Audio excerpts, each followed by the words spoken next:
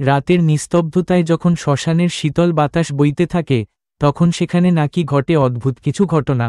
সে কি শুধুই কল্পনা, নাকি সত্যিই লুকিয়ে আছে কোনো অশরীরী আতঙ্ক? আজ আমরা আপনাদের শোনাব এক ভয়ঙ্কর রহস্যময় শ্মশানের গল্প, যা শুনলেই গা ছমছম করে উঠবে। অন্ধকারে একা শুনতে পারবেন তো? এই গল্পটি দুর্বল হৃদয়ের জন্য নয়। আলো নিভিয়ে হেডফোন পরে শুনুন, কিন্তু সাবধান, কেউ যেন আপনাকে না ডাকছে। তাহলে চলুন প্রবেশ করি এক ভয়ঙ্কর রাতের শ্মশানে। রাত তখন প্রায় 12টা। 4 বন্ধু রনি, তপু, সোহেল এবং অর্ণব একসঙ্গে বসে আড্ডা দিচ্ছিল। হঠাৎ রনি বলল, চলো আজ রাতে একটা দুঃসাহসিক কাজ করি। শ্মশানে গিয়ে দেখি ভূত প্রেত বলে কিছু আছে কিনা। প্রথমে সবাই দ্বিধায় পড়ে গেল, কিন্তু তপুর উৎসাহ দেখে বাকিরাও রাজি হয়ে গেল। শহরের শেষ প্রান্তে পুরনো একটা শ্মশান ছিল, যেখানে রাতের বেলা কেউ যেতে সাহস করত না। কাহিনী ছিল, এখানে অনেক আগেই এক সাধুর অস্বাভাবিক মৃত্যু হয়েছিল, আর তারপর থেকে মাঝরাতে অনেকেই অদ্ভুত ঘটনা প্রত্যক্ষ করেছে। 4 বন্ধু হাতে টর্চ নিয়ে গিয়ে পৌঁছালো শ্মশানের সামনে। জায়গাটা ছিল গা ছমছমে, বড় বড় গাছগুলো যেন কুয়াশার চাদরে ঢেকেছিল। প্রবেশ করতেই চারপাশের বাতাস ঠান্ডা হয়ে গেল। হঠাৎ একটা পেঁচার ডাক শোনা গেল, আর সবাই একটু চমকে উঠল। সোহেল হাসতে হাসতে বলল, ভয় পেলে নাকি? আরে এসব ভূতের গল্প পুরোটাই বানানো। বাকিরা মাথা নাড়ল, কিন্তু মনে মনে সবারই গা ছমছম করছিল। তারা শ্মশানের ভেতরে ঢুকে চারদিকে দেখতে লাগল। পুরনো পোড়া চিতার কাঠের গন্ধ বাতাসে ভাসছিল। হঠাৎ দূর থেকে একটা চাপা কান্নার আওয়াজ আসতে লাগল। 4 বন্ধু থমকে দাঁড়াল। রনি ফিসফিস করে বলল, শুনতে পাচ্ছিস? কেউ কি কাঁদছে? তপু বলল, হয়তো কোনো ভবঘুরে থাকতে পারে, চল কাছে গিয়ে দেখি।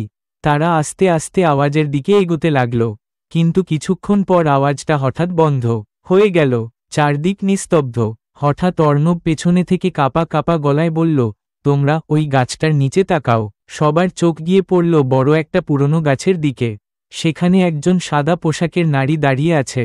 তার মুখ দেখা যাচ্ছে না, শুধু লম্বা এলোমেলো চুল। ঠান্ডা বাতাসে তার কাপড় উড়ছিল, কিন্তু আশেপাশে কোনো বাতাসই ছিল না। তপু কিছু বলতে যাবে, তখনই সেই নারী ধীরে ধীরে তাদের দিকে এগিয়ে আসতে লাগল। সঙ্গে সঙ্গে 4 জনের শরীরে কাঁপুনি ধরে গেল। সোহেল ভয়ে চিৎকার দিয়ে পেছনে দৌড় দিল, বাকিরাও পিছু নিল। কিন্তু দৌড়াতে গিয়ে রনি হঠাৎ পড়ে গেল। রনি উঠে দাঁড়ানোর চেষ্টা করল, কিন্তু মনে হলো কেউ যেন তার পায়ে শক্ত করে চেপে ধরে রেখেছে।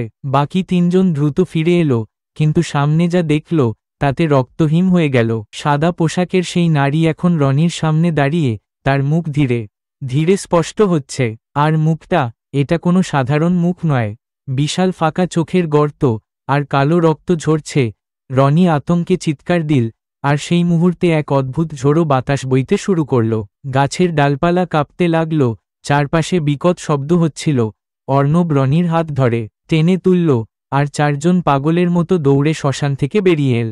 রাস্তায় এসে তারা এক মুহূর্তও দাঁড়াল না, সোজা সোহেলের বাসায় গিয়ে উঠল। সারা রাত কেউ ঘুমাতে পারল না। সকাল হতেই তারা এক সাধুর কাছে গেল, যিনি পুরনো শ্মশানের ব্যাপারে জানতেন। সাধু তাদের কথা শুনে গভীরভাবে চিন্তা করলেন, তারপর বললেন, ওই শ্মশানে এক অভিশপ্ত আত্মা আছে। সেই জীবিত মানুষদের ধরে রাখতে চায়।